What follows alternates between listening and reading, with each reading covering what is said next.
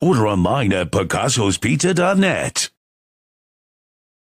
What is up, everybody? Welcome to this Trainwreck Sports Podcast, where we are not here, or we are here to pay the bills. We are here to pay the bills. It's later than usual. I've paid my bills, so I guess I've paid rent today, Mike. That's always a good feeling. So I'm not thinking about paying bills, but we're here to pay a lot of bills actually. So Mike Bundt, Jake Majka, here. The first day of OTAs, Mike. It snuck up on me, honestly, right out of the holiday weekend.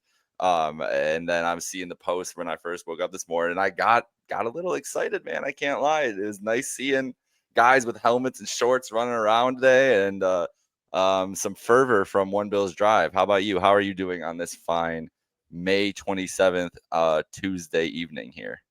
I'm doing good. I wish the weather was a little bit better in Buffalo. We've been in this mid 50s funk for a while, but we had a couple days that were a little bit warmer. We got up to the 70s today and went in the pool for the first time of the summer yesterday in the low 60s. So froze my butt off, but excited to talk some Bills football, especially the big topic of the day regarding Joey Bosa and his calf strain. So that's going to be a fun one to get the show started off with tonight. And let's get right into it, because Sean McDermott obviously met with media this morning before the first OTA practice. The biggest updates of the day are what we're going to touch on today, and the biggest argument, I guess, the latest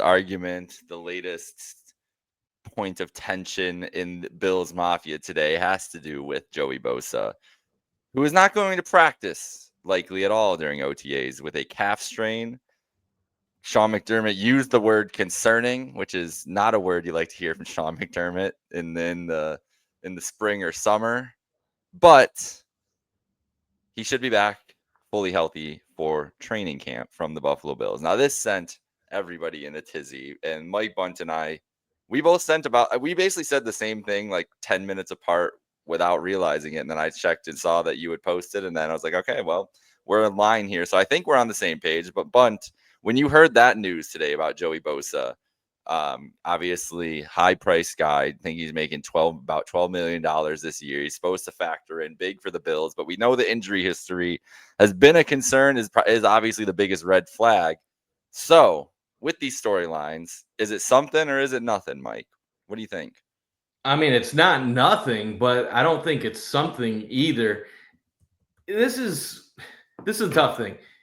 Anytime something like this happens, you're going to have extreme reactions now on social media. And even if you have a leveled center approach, people on the one side are going to think you're crazy, and people on the other side are going to think you're crazy. Today didn't change anything for me, really. We all know that Joey Bosa has durability concerns. He hasn't played a full season in forever. He's missed several games over the last 3 years. Last year, actually playing more games than he has the 2 seasons before that. So we know about his durability concerns. We know about his injury history. But the thing about that is, I'm worried about, is he going to be missing games in the regular season? Is he going to be missing games in the postseason? This calf strain, he's going to be back for training camp, most likely. And there's 3 different levels of calf strains. There's a level 1, which is very minor and not really much time missed. There's a level 2, which is 6 weeks to a couple months. And then there's a level 3 where you could be missing 3 to 4 months. This sounds like it's probably the level 2. And if he's back for training camp, I don't know why this is such a big deal to Bills fans. If this happened in training camp, that's a concern, because you could be missing the start of the regular season. You might be trying to rush to get back quicker, and then maybe you have an injury that lingers, that carries into the season, and other things can pop up. We're 103 days from the start of the regular season. He has over 3 months. He has about 3.5 months to rest, take it easy. And when he's ready to come back, the doctors will clear him and he'll come back. Now, does that mean he can't get hurt or have other setbacks or other injuries along the way? Absolutely, he can have other things pop up to him. And yeah, this could all come back to bite the Bills in the ass. But this specific injury is not something to be overly concerned about. It's the whole story that I would be more concerned about. Hello, Elliot from London. Go Bills. Wanted to get that in there quick. So I am pretty much in line with you, Mike. I think that the thing with this injury, I understand the context of Joey Bosa, which was kindly pointed out to me in a couple of replies of the injury history. That was the whole point of why he was available. That was the whole point why they were able to get him at listen. The talent level of Joey Bosa is not $12 million. It's if Joey Bosa is playing to his potential, he's one of the best defensive linemen in football. So we know that context is within there. But for me, it's more, I think for me, it's more of the site. For me, Mike, honestly, selfishly, it's more like, is this really what we're going to be doing? Like, it's May, P guys. Like, we do this podcast every week. We know as much as anybody the ups and downs of this fan base. We try to read it, and that's how we base a lot of our conversation, right? Like, that's what we're touching on. We're trying to get the read of the fans and get it from that perspective, and then bring some knowledge into there. We can't be doing this in May. It's a long year. We have 6 months until playoff football even starts. So let's relax. That's all I'm saying. For your mental health, for your sanity, for anything. Like, the dude, here's the thing. I said this in one response. If Joey Bosa stubbed his toe, if he had a hangnail on his left pinky, I would sit him for OTAs. So this calf strain, yeah, I agree. If it's grade 2, definitely is something worrisome you want to take seriously. But I think the whole point of this thing is that if he was hurt at all, I don't think he should have been. I don't even care if he showed up to OTAs. He's not a guy. He needs to be at OTAs to learn responsibilities, to build camaraderie. Like, that's basically it. He's not a guy that needs to be on the practice field for me, especially in shorts. It's not like linemen are like it's not like they're getting really quality reps in the OTAs without any pads on, without doing these things. Like, it's a lot of foundation setting where he can probably get, Mike, I feel like he can get just as much being here and watching and observing as he would be going through the motions on the field in this setup. Now, maybe there'd be a marginal more benefit if he was practicing and doing stuff, sure. And maybe it's obviously something we should be concerned about to see an injury pop up earlier, sure. But like, I just think I would prefer my team to be cautious in this scenario. And so let's just assume that they're being cautious and go with that. That's the smart thing. Would you want it? Like, I'd be way more mad if tomorrow we found out Joey Bosa re-aggravated a calf injury that he sustained training in the offseason and will have to be reevaluated and will miss the rest of OTAs. Imagine if that was the storyline coming out of it. Like, so let's I get the fervor. I understand that we want to just jump on Brandon Beane and say, oh, Beane blew it again. Another high-priced defensive lineman that's going to blow it. They're not going to get to patch him up. Okay, great. Relax. And it's like, what was the alternative to? Like, see, like, this is the thing that I get upset when it comes to all this freaking out. People will be like, oh, they blew it. They spent all this money on Joey Bosa. First of all, this is like a low-risk signing. You signed into a one-year deal. That's why you were able to – that's why the Bills did it. They're only committed to him for 1 year. If it doesn't work out, they move on and they're done with him. So if Bosa didn't have the injury history, he would have gotten a multi-year contract. He would have gotten a lot more money.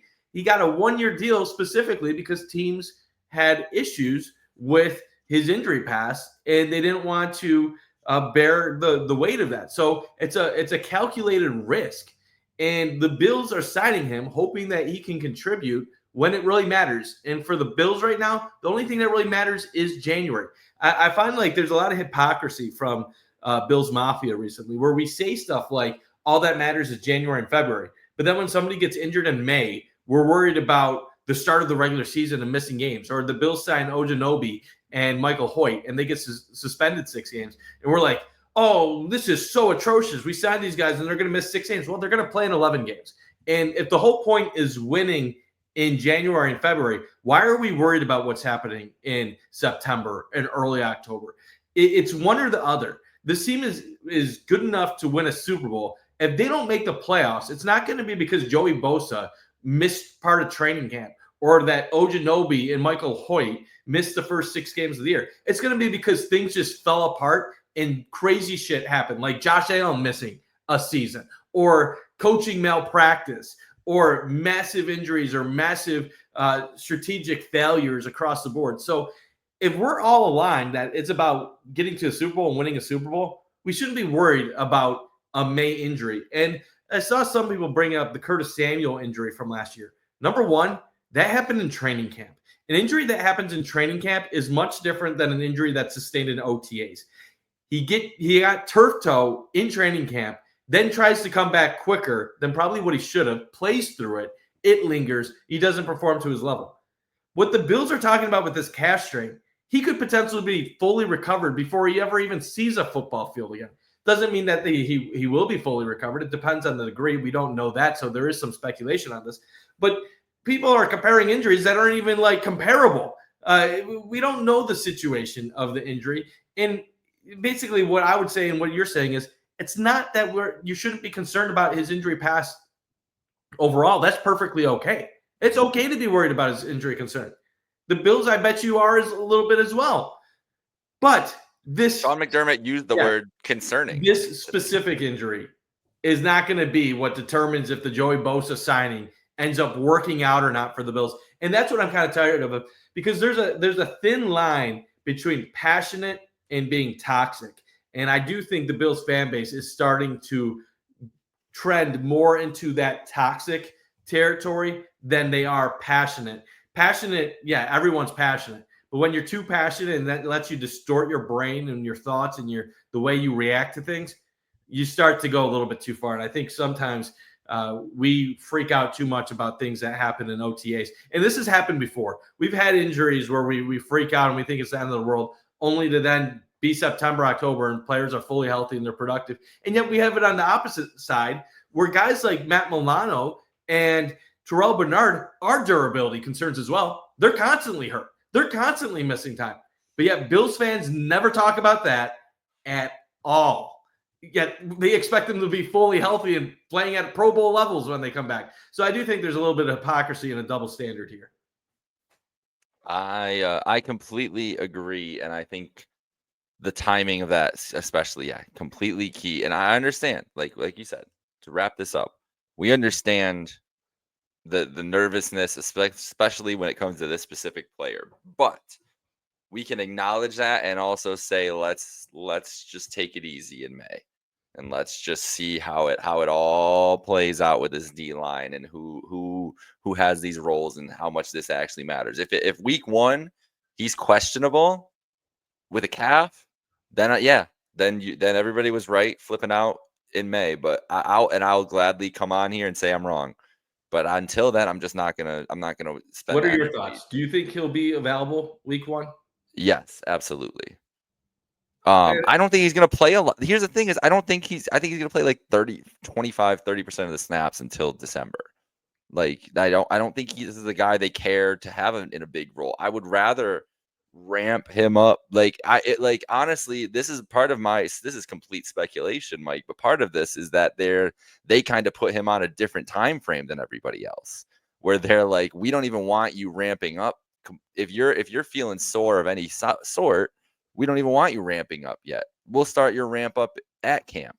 And then maybe week one, he is like only playing, not even really playing, or not even like whatever. Like it's not a guy I care if he plays in September at all. So I think he will play week one, but if this is just them being as prudent as possible, then I think it's smart. And that's what it really comes down to. Yeah, I think he'll be available for the start of the regular season. And if he is questionable due to this injury, not something else, then I'll be a little bit more concerned about that lingering and being an issue. But like, this is what I think, just how I differ my thinking from an average fan. And I'm not saying either way is better or not.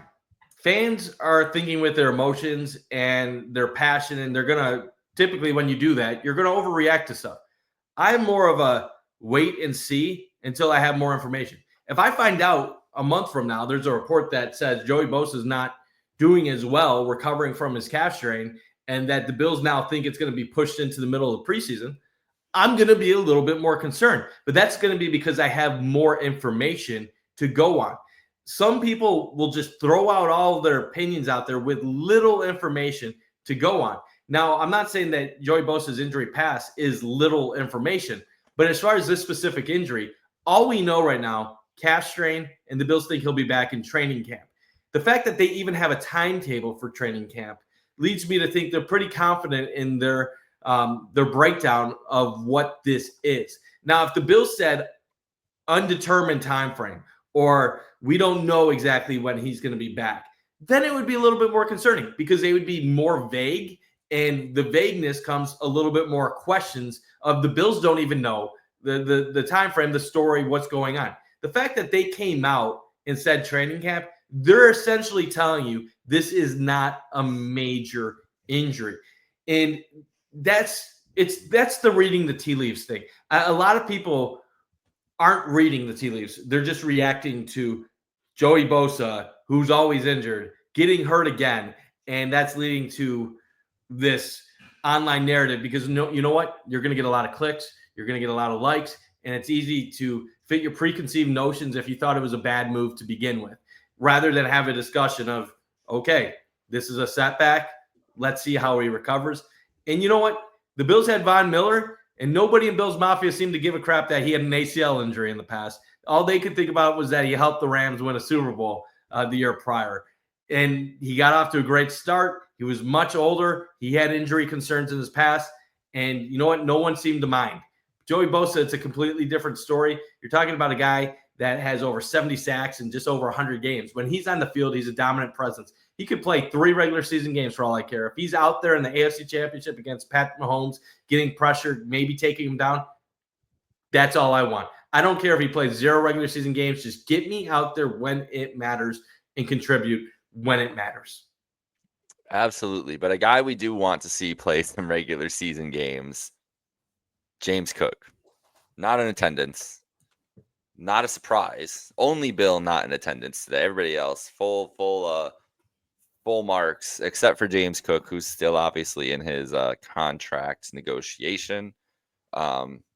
Mike, you let us know that those talks are still happening from what you know. I mean, potentially, like maybe there's someone tells you something talks going on. I don't have anything since the last time we spoke, but I know. But I'm just saying, like that's where we're at. The last 2 weeks ago, and we knew that they were. We knew that through the grapevine that they're still working on this thing. But he's not here now. I'm not surprised he's not here now. This isn't when I really care if he's here. Training camp is when it would be like, okay, let's see what happens here. If he misses days of camp, that's a big thing. These are stress the word voluntary.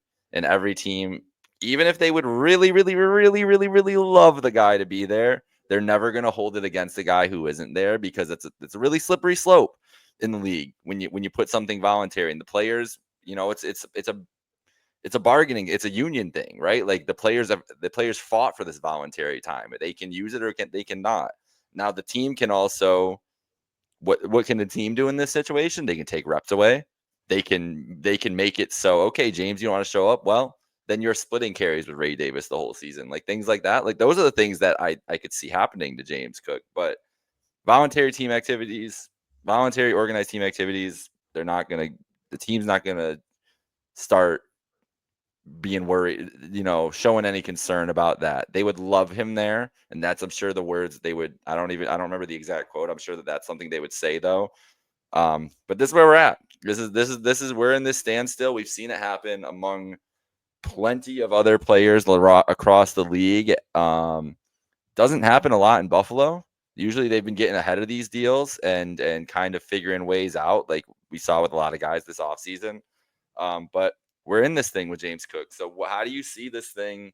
I mean, he's not going to show up to any voluntary activities. So we're about a month and a half away from camp, a little bit more over that. How are you feeling about the James Cook situation right now? This is another similar situation as far as like, until I get more information, I'm not going to really overreact either way. I didn't expect him to be at OTAs. It's voluntary. There's nothing that he really loses. Now, if we get to the mandatory stuff and he's not there, if he's not at mandatory minicamp, if he's not at training camp, then I'm going to be a little concerned because I don't know what the Bills' plan in that scenario would be. James Cook has a couple different options in front of him. He can either be a hard bargain, hold out, and try to use that as a leverage tool to get the contract he wants. But if the Bills aren't willing to budge, that could lead to him just missing time and missing part of the season. Would he be willing to go that far? That's crazy. That's kind of risky on a contract year. If you hold out on a contract year and then the market doesn't think you're worth what you thought you're worth, you could lose out on a lot of money that way. But then you have the exact opposite scenario where if you play during a contract year and you get hurt, that could also cost you a lot of money. So James Cook has a lot of things to weigh in his head. Obviously, he believes he's worth a specific amount of money. The Bills do not think he's worth that type of contract right now. So you're kind of at a standstill between the two sides. Personally, I think the money that James Cook is asking for is beyond what he is worth as a running back, and that they could find a cheaper option that could help them out in a similar fashion in the draft next year. But then you bring up, should you use draft assets, especially early ones, on a running back in the first, second, third round? Now, Brandon Beane has shown he's not afraid of using second-round pick, third-round picks on running back. So I think that could be a solution. But when they used those picks on Cook in the past to move on from Devin Singletary, it was thought of as an upgrade. Now with Cook is a much higher level player, I believe, than Devin Singletary ever was. So to lose a guy like Cook, you would be losing an element of your offense. Definitely an explosive player who has the ability to take anything to the house. Now, if he's not on the offense this year because he's holding out, or maybe he's not in perfect shape when he comes back, and maybe that impacts him slightly, that could impact the Bills' offense a little bit. Now, I don't know how much. I have a lot of faith in Ray Davis. I believe in Ty Johnson, and you can bring in other players that could fill that void. It's just kind of a tricky situation because I do think James Cook is an above-average running back, but I don't think he's a $15 million a year running back. And you have that whole question overall. Should you just give him the extra $1 million or $2 million a year that he wants, if that's the gap, just to make him happy and wrap it all up and move on? Or do you play a hardball and basically say, this isn't how we conduct business. We're not going to just give in to everybody. And you see all these other Bills players that take team-friendly deals, especially this past offseason on extensions. I don't know if this is the Bills' MO of giving in a situation like this. So I think you have two sides that are pretty all in on their stance. So will this get done? If I was a betting man, I wouldn't bet on it, but we'll see. A lot can change, and things can change by the day, the hour, the minute in the NFL. So right now, I would say I would expect James Cook probably be gone next season. But tomorrow, James Cook could have a long-term deal and be with the Bills for his entire career. So you never know how this is really going to play out. Yeah, well said. My personal opinion, and I agree with you where the Bills are coming from here. I think that it's a slippery slope. If you are to give up the $1 or $2 million, maybe it doesn't seem like a lot, but the agents that work with these guys, they get wind of that, then they're asking for the extra $1 or $2 million for their guys, and then that starts to snowball. And then if everybody's asking for $1 or $2 million, now you're a team paying everybody instead of getting bargains that we think the Bills are getting good, and maybe not bargains, but good team friendly deals, as you said. You're not getting those team friendly deals anymore. Everybody's going to want their money. Like that's like it is kind of a domino effect. So yeah, if James Cook is going to have to be the sacrificial lamb for Brandon Beane to still stand his ground and keep his boundary to these agents and the people that he's working with every day and the people that he's talking to every day, then maybe that's just what it has to be. Because you have to remember, with these James, it is the position of least value. Of guys that, not saying that it's not a valuable position, but of guys that you can find replaceable level, average replacement level production that can still help be on a Super Bowl winning team, right? Like you can get just solid production and be a great team, be an elite team. We know that you can do that at running back. I'm pretty high on Ray Davis. I think he's only going to get better. Maybe I'm higher on it than most, but I think he could come in and step in and do something decent this year. I don't think he could be as good as James Cook. I think James Cook's awesome. I think he's above average. I don't know if he's in the top 10. It's barely in the top 10 of running backs in the NFL though. And it's just value. It's not that he's not good, but we're like, it's that's why it's kind of in the same vein of the Bosa conversation that we're talking about earlier. Everybody freaking out about paying James Cook or not paying James Cook. If they lose a good player, you lose a good player. When you're a great team and you want to be a contender, sometimes you got to let go of great players. Like that is what it is. We've seen it happen time and time again, like with this team in the past couple of years. Like last year, the last offseason, the whole story was about all the great players that the Bills decided to let go. Like you guys, like we know now by not this is how the team build. This is how building a roster, championship contending roster goes. So I think it's just tough, par for man. the course. It is tough with James Cook because, like, I do think he's a top 10 running back, and I also do believe he is a difference maker on this Bills offense. This is where I struggle, and on Twitter, people probably would yell at me and say I'm playing both sides. This is my struggle with James Cook. He adds to this Bills offense in a way that an average running back can't. And it's because of his explosiveness to take a 5-yard run and turn it into a 50-yard run. How many times last year did you see him do that? Several times against there's how many games that you saw him? He had the San Fran run in the snow, the run against Detroit where his hair's getting pulled. I think he had a couple other big runs that really changed games for the Bills. And that when you're talking about above average elite running backs, I think they have to have at least one elite skill set. The reason why I wasn't high on keeping Devin Singletary was, yes, his numbers were solid in Buffalo. He had solid above average elusiveness, but he didn't have a breakaway speed. If he could make that 2-yard run into a 5-yard run, but he wasn't turning a 5-yard run into a 20-yard run. So he was very limited. He wasn't changing games with what he was doing. He was a very average pass catcher. He didn't have great hands. Not saying James Cook has great hands either, but Singletary didn't really have that next dimension in him. It felt like, okay, no matter who you replace Singletary with, they could do similar things. Maybe they'd struggle a little bit more with elusiveness, but they would be able to put up similar production. I don't think just another second-round pick running back is a guarantee to come in and average 5+ yards per carry and rush for over 1,000 yards and break all these things. So, like, I do think they would have to have an investment in somebody solid to actually replace Cook's production. But at the same point, I don't think that the upgrade from Singletary to Cook is something worth paying $15 million for. Like if Singletary, if you have a running back, it's a $5 million value running back or even a $6 million running back, and you get average production, and then you say a good running back is 9 to 10 million and a great running back is 15 million plus. I don't think Cook is at that 15 million level. I think he's closer to that $10+ million level. And that's where I struggle with this, is because I have no issue with going a little bit higher than what I normally would on a running back to retain a guy like James Cook. I'm just not okay with getting Derrick Henry or Saquon Barkley or Christian McCaffrey money. Like, I need to stay out of that ballpark. Top 10 money, okay. Elite money, no. Like, I think he's like that running back 7, running back 8, like 6 to 8 range. Like, he's a Pro Bowl caliber running back. If everything goes right for him, he can have a season like last year where he gets double-digit touchdowns, 1,000 yards, 5 yards a carry.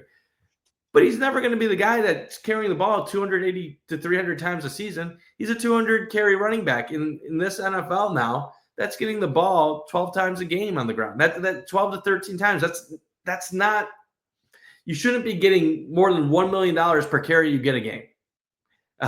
Meaning if you get that 13, 14 carries, he shouldn't be getting 14, 15 million for that. No, it's everyone on it to pay him that kind of money. He'll be just.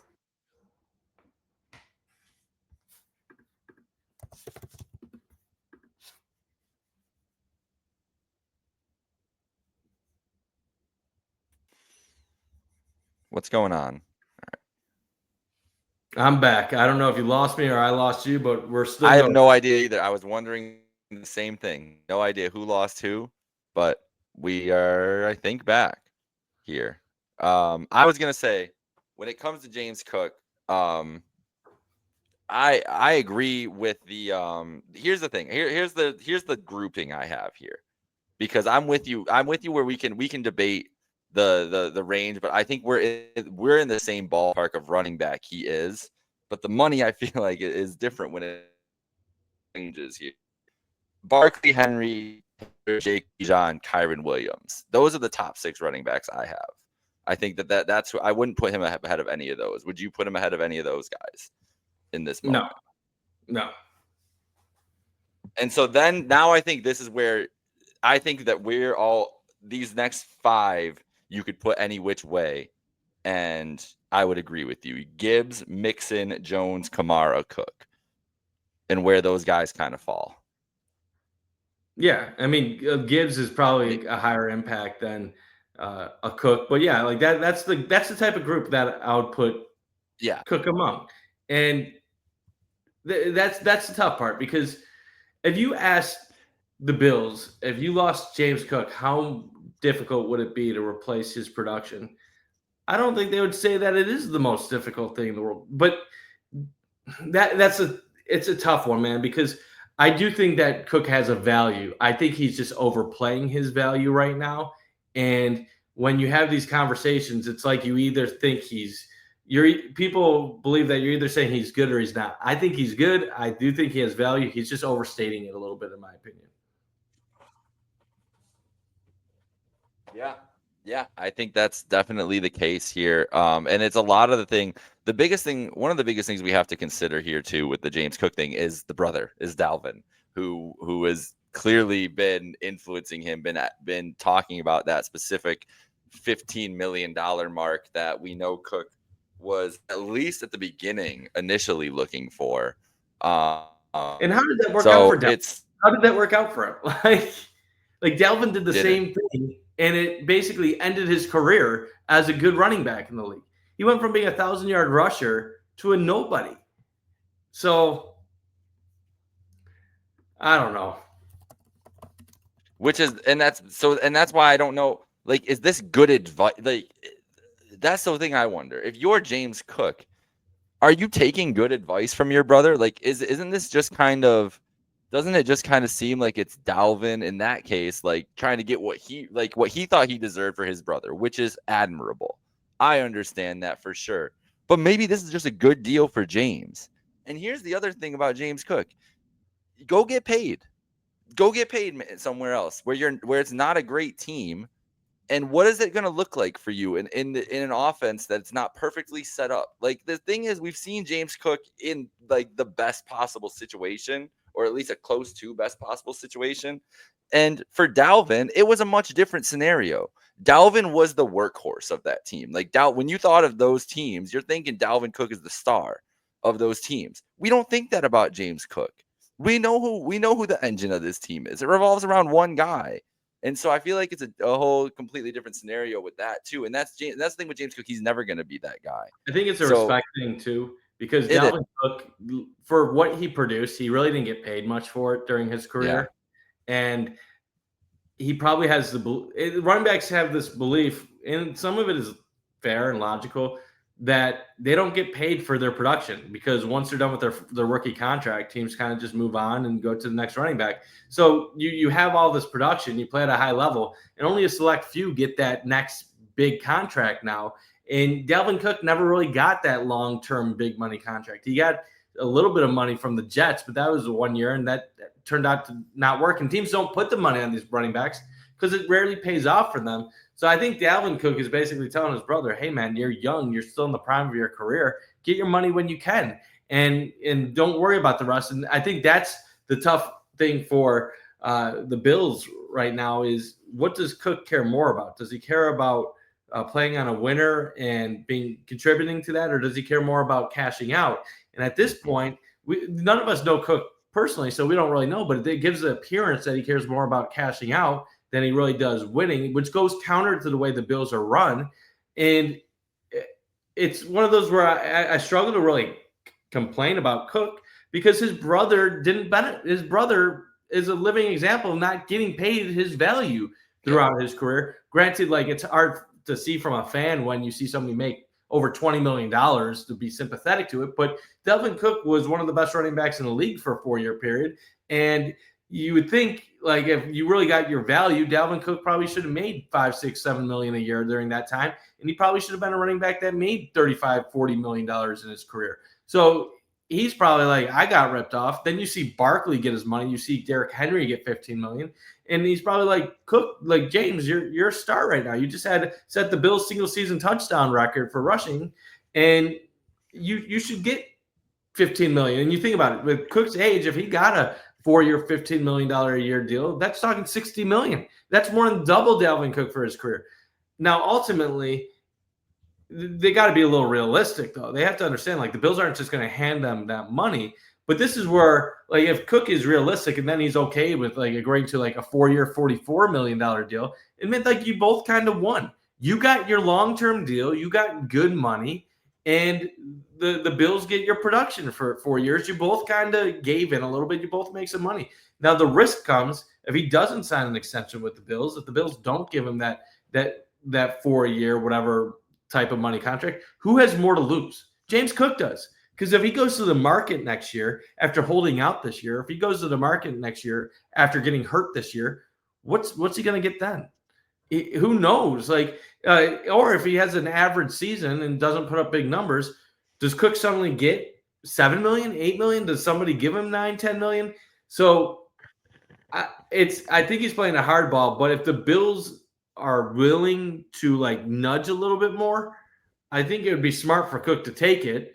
Because if Cook was the starting running back at Tennessee, or if he was the starting running back on Arizona or some other random no-name team in the NFL right now that just wanted a name guy with some ability, is he even a guy that people care about in the league right now? Probably not. So, and I think sometimes when you're on a winning team, you tend to give yourself a little bit more of that credit than what you truly deserve. Yeah, so it'll be interesting. We'll see how it plays out over the rest of the summer and heading into minicamp and training camp. But let's wrap up here, Mike, with the big news that we missed last week. Hard Knocks. Hard Knocks will be in Rochester at St. John Fisher this summer, covering all things Buffalo Bills. I assume they'll be at the joint practices here in Chicago as well before the preseason game there. So Hard Knocks, HBO, if you're not familiar, reality show about training camp. It lasts through. This is really an interesting. I don't know how deep of a Hard Knocks fan you are. I'm usually bought in every year, and even if I'm not paying deep attention, I just love the I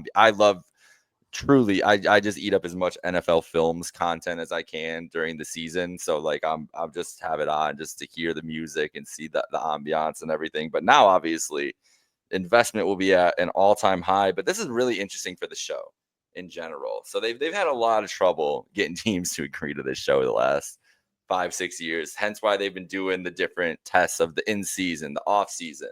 But if you look at the run of teams who have done the traditional Hard Knocks, hasn't been great the last 5, 6, 7 years of this show. Now they walk into this season with the Buffalo Bills. They've never really done that.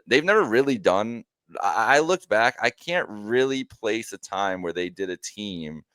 And I'd have to look through again. I don't have it off the top of my head, but very rarely do they do a team that's like Super Bowl contender team out that lost in the championship game last year trying to get back. And the tenor, like, of training, like you're watching the Bears one last year, the tenor of that training camp is like, let's see what we got, right? Let's just throw it all out there. We're a blank canvas, whatever. And that brings entertain, and that's entertaining in its own right and everything. You get to learn the characters and everything else. But this, Mike, a team that's contending with 3 position groups that are going to be an intense battle, and just to see, like, the behind the scenes of a preparation for an elite team like this is really unique. I think not even just for Bills fans, but the NFL fans at large.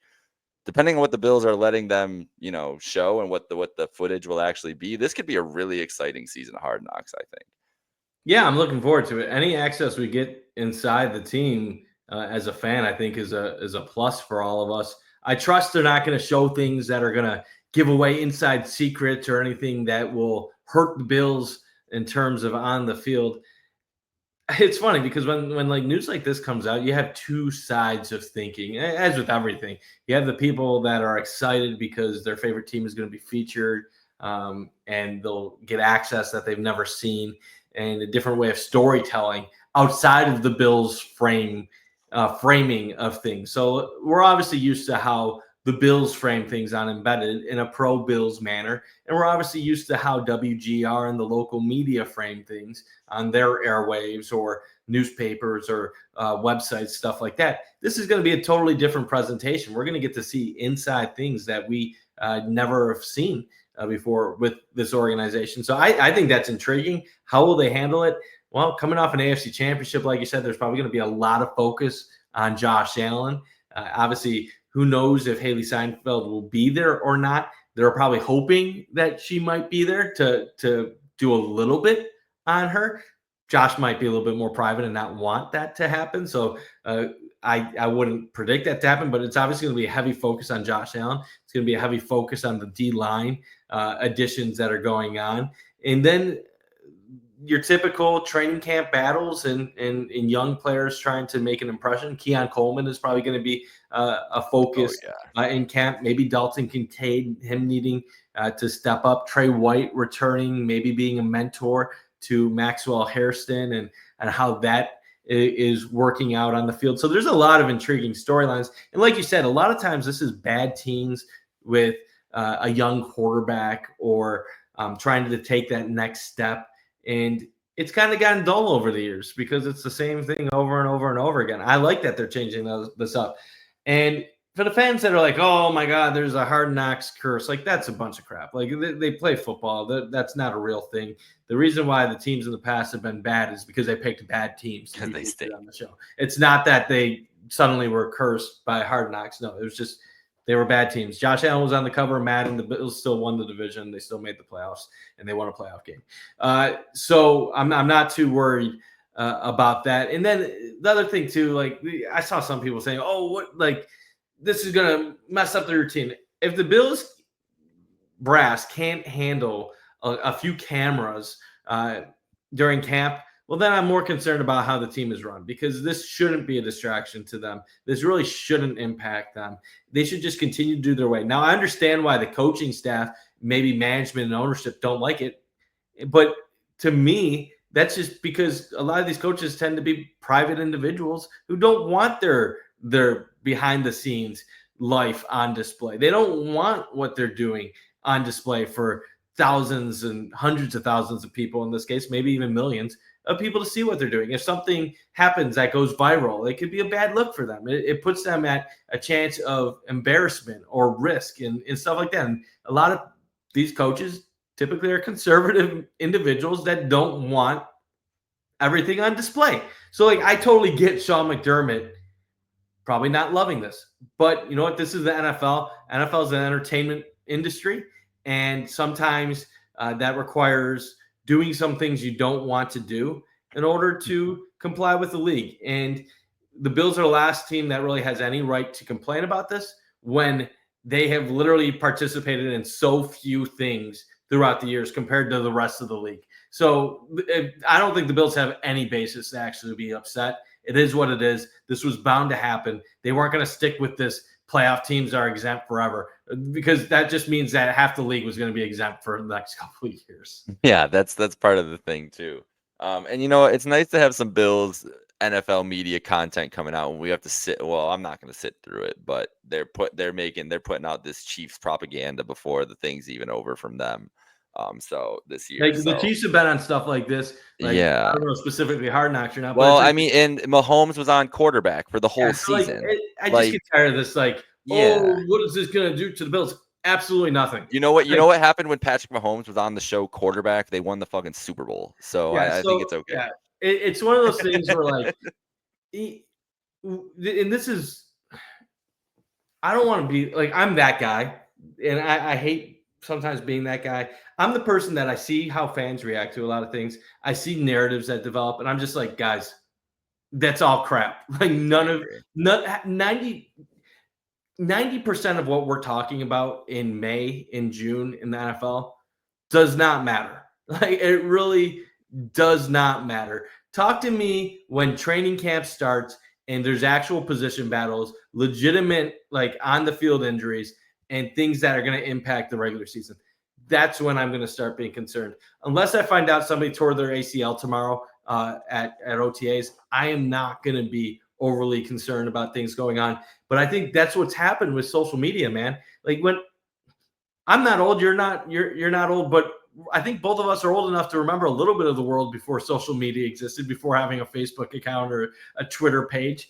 And back when I was a teenager, I got my Bills updates from reading the Buffalo News at 3 o'clock in the afternoon when it got delivered to the house, or I listened to WGR. I didn't turn on ESPN for Bills updates because they didn't talk about the Buffalo Bills at all. I had to go on a ticker on ESPN just to see anything. They rarely had articles on ESPN.com. We didn't even have ESPN Bills reporters until Tim Graham became the AFC East reporter, and then we got Mike Rodak after that. And any Bills info that you really wanted was going to be on the Bills message board, or it was going to be on the 11 o'clock news or the 6 o'clock news. So now that we have social media and that we get all this stuff constantly, now we're bombarded with information. We're just constantly we're constantly reacting to it. If this was 20 years ago during the time that things used to happen, most people wouldn't even be finding out about this Joey Bosa news until late this afternoon or tomorrow. And by that point, they're like, okay, like, that sucks, but he's going to be back for training camp. Like, okay, good. Instead, everybody wants to have that first opinion on everything. They want to get their word out. And I don't want to, I always want to be careful of this, but like, I think that is what separates media from fan. Media has to absorb it and then formulate a thought based on all the information present to them, and they have to contextualize it and have a nuanced thought and opinion. Not saying everybody in the media is good. A fan, you don't have that pause of thinking about what I'm saying before I'm tweeting. You're just boom, like, you put it there, and then the world sees it. It's two different ways of operating, and obviously I've been on both sides of it, and it's why I get frustrated sometimes. Like, if it's September 7th and Joey Bosa is starting against the Ravens and he has 2 sacks on Lamar Jackson, we're going to be looking back on this show on May 27th and being like, damn, that was an interesting day that meant absolutely nothing. But if he's out September 7th, we'll look back on this and say, well, maybe we should have been a little bit more concerned. We won't know. Way too early to tell. We'll see where things go the next couple months. Very safe to say, though, that will be a big theme heading into the Hard Knocks episode, as you said, with the D-line. Joey Bosa, I'm sure, will be a big star on there. James Cook, whether we like it or not, going to get talked about on Hard Knocks, whether they're showing him or not there. He's going to be a topic of conversation.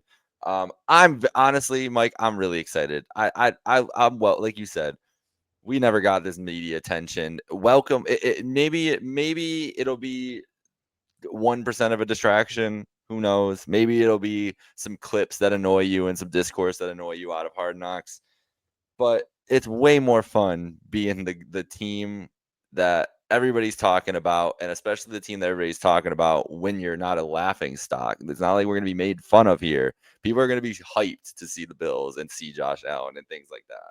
It's going to be a love fest for Buffalo, and not only Buffalo, but the fans. What's the best thing about St. John Fisher? It's that this damn place is sold out everything by Bills fans, by all you guys out there in Western New York that are dedicating the middle of your summer to go out and be in Rochester. So I'm sure that's a big reason they're doing this too, is because they know the atmosphere is going to be fucking awesome, and they're going to be able to talk to some diehard fans and get some, a read on why the heck are you out here following this team in training camp doing this every year, because it's special. So embrace it, enjoy it, because it's a privilege to be this team in the NFL. It always will be, always has been. I'm going to have fun with it. I hope you all will too. So, Mike, I think we paid the bills here. Anything else you got before we go? Not really. All I would say is just embrace it. I think what's happening a lot with our fan base right now is that the season after season after season of falling short, not winning a Super Bowl, it's starting to weigh on a lot of people, and we're really starting to get very we're all feeling it as a fan base right now, and the pressure is mounting, and it's leading to a lot of toxic behavior on social media. Not that Twitter and Facebook weren't toxic enough to begin with, but we have to remember this is the fun times. The Bills are winning 11 to 13 games every year. They have an MVP quarterback. They've won games in the playoffs 5 straight years, 5 straight division titles. There's no sign of that ending anytime soon. So I just hope that the fan base appreciates and enjoys these moments. Being featured on Hard Knocks this year is something to look forward to. While the Bills are getting all this attention, it's a good thing for the organization. I take this over the bad years of 17-year playoff droughts and no attention and being an afterthought, and where half the league doesn't even know you exist. So the Bills aren't always going to be like this. There's going to be a day in the future where Josh Allen is no longer the Bills quarterback, and they're going to go back to struggling to make the playoffs, and things are going to be difficult for them. So I just hope fans don't fail to appreciate these moments. And because I've heard a lot of people from the Super Bowl years where they did take it for granted, and then they regretted that they were so hard on the team and they didn't enjoy it more. So these are the good days. I just hope fans can enjoy it, because there's definitely the older fans know what it's like to go through the rough times and how to get back on track.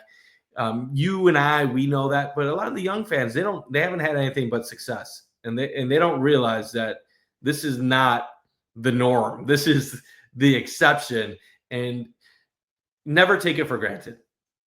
I'm gonna turn into Bane in The Dark Knight Rises in like 10 years when the Bills are eventually on a downturn and in a rebuilding year, and be like, listen, you thought you thought you knew the darkness, and I was born in it, born into the drought. So that's what this is. That is a different perspective. I understand. I grew up just wondering what a playoff game could even look like. I had a So post I'm in here. 2016 asking if I was ever going to see the Bills in the playoffs in my lifetime.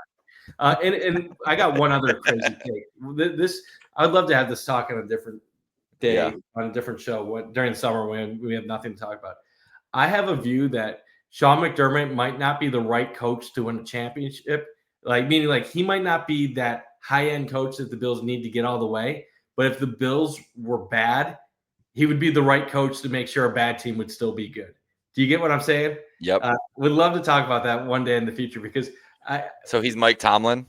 I think Sean McDermott could definitely be like a Mike Tomlin, where I have this belief, even if Josh Allen wasn't the Bills quarterback, he would find a way to go 9-8 with Mitch Trubisky or something like that, and we'd be like, wow, how did we go from 11-6 with Josh Allen to 9-8 with Mitch Trubisky? And you're just like, I mean, the guy can coach, he just can't coach that big one. The only difference is Mike Tomlin did win one, but we still got time. Yeah, he did. He got an early one. He had a nice setup though. He had a nice setup. So we'll get there. We'll get there. I have faith. Shout out to our sponsor, Picasso's Pizza. We paid the bills. Thank you everybody for joining along. We'll be back next week to talk more OTAs. Let's see what breaks down over the next week of practice and what else goes on and what other big news drops in the world of the Buffalo Bills. But for tonight, thank you all. Have a great rest of your night. Sleep well. Very late here, and go Bills.